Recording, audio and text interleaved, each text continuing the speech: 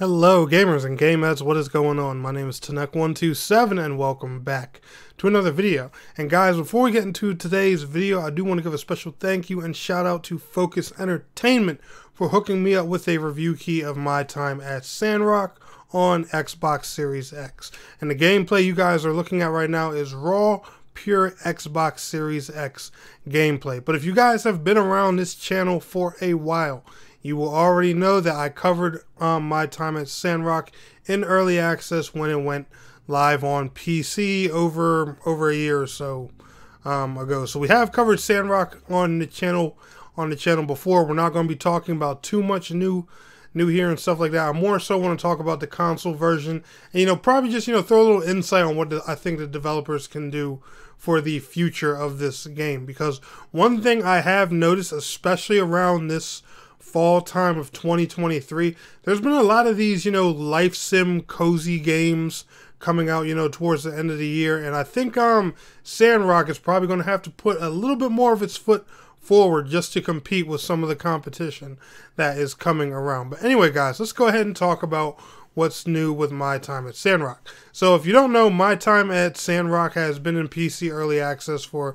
a little over a year now. It is the sequel and successor to my time at Porsche. I believe this one was actually crowdfunded and stuff like that. They reached a lot of their crowdfunding goals pretty quickly from what I know. I think they probably hit just about all of them or most of them. I really don't remember too much from when the funding was going on. But when I saw the game get announced and stuff like that, I was definitely on board, and I was definitely excited about this title, especially once I heard it was going to be, of course, coming to consoles.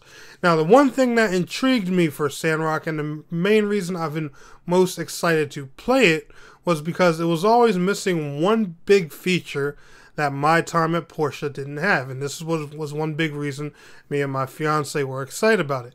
The fact that the game would finally have multiplayer. Because Sandrock, it features all kinds of those great features from the cozy games. You can build relationships with your NPCs. There are RPG mechanics and stuff in here. Like, this isn't just for people who like games like The Sims, Animal Crossing, and stuff like that. If you're a person who likes games like Skyrim, Fallout, and stuff like that, I would also honestly check this kind of game out, because there's a lot of good RPG stuff that is similar to those kind of games in here too.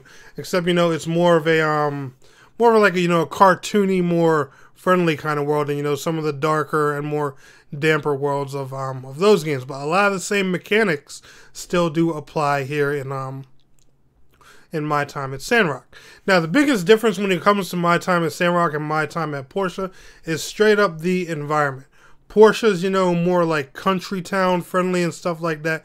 Sandrock, you're straight up in the desert. Okay, there's no way else to put it. You are in the desert. So the lack of materials and stuff like that is there. The challenge is there. The different setting, the different feel, you're going to notice it with Sandrock immediately. There's not as many trees for you to cut down and stuff like that. And I like how they put that realistic aspect in there. Like, hey, you're in the desert.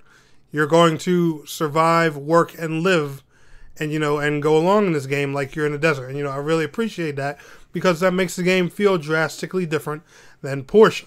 Now, when you play this game, it's like they took a lot of the things from Porsche and improved upon them. Like the crafting system in here is improved. A lot of the gathering stuff in here is improved. The graphics are drastically better. I do have one small complaint about them. I am playing this currently in Xbox Series X's performance mode, and the performance still does have a little bit of frame dipping here and there and stuff like that, just in open world areas. So I can imagine if these higher end consoles, the Xbox Series X and PS5, struggle on performance mode, I can imagine that the lower end ones and the Nintendo Switch are probably pretty rough out of the gate. So one thing they do want to focus on is probably cleaning up the frame rate and stuff like that, especially for the performance mode of the game. Because when you play a game on performance, you're expecting a smooth experience most of the time, and it is smooth most of the time. But there are some noticeable frame dips and drops, and this is all after the day one launch patch and all that fun stuff. I purposely made sure to play the game and check it out after the day one patch, just so I didn't prejudge or anything, because I've actually had access to the game about 2 or 3 days before it came out.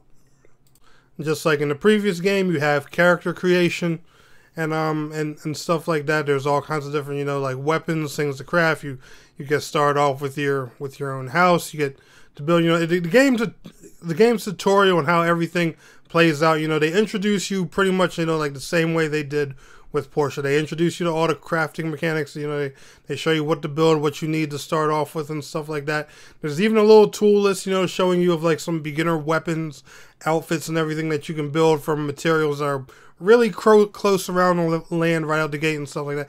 And they make things, really simple. They don't make this hard to get into it all. And like I said, the crafting system and stuff like that's a lot better than before. So, one thing about this game is it's really beginner and really user friendly. So if you're worried that you're not too good at this kind of game, trust me, you really don't need to stress that at all with Sandrock. Now, like I was saying before, one big thing I was looking forward to with this game was the multiplayer, and unfortunately the multiplayer is not here yet for the console version, which I think is a big bummer. Now, don't get me wrong, Pathia Games and Focus Entertainment have verified that the multiplayer is coming. It just has to come to consoles a little bit later because, I guess launch didn't go as planned. Even when Sandrock came out on PC, multiplayer wasn't there right away. And I believe a multiplayer beta for the multiplayer stuff just, went on PC not too long ago. So I don't know how long multiplayer is going to be off for consoles, but that is one little bit of a turnoff when it comes to Sandrock, is because, the multiplayer was one thing that was, advertised about. They got a lot of people excited, me personally, and like I said, my fiance especially. But the fact that it's not here, is just kind of and we also don't know what the multiplayer is going to have to offer. We don't know if it's going to be limited. We don't know if it's, going to be a very open system. We don't know if you can actually build relationships with other players in multiplayer or stuff like that. We don't know how in depth they're going to go with multiplayer or how any of it works at all. Or, if someone just joins your game and they can just help you out, or if they can actually get materials out of your game.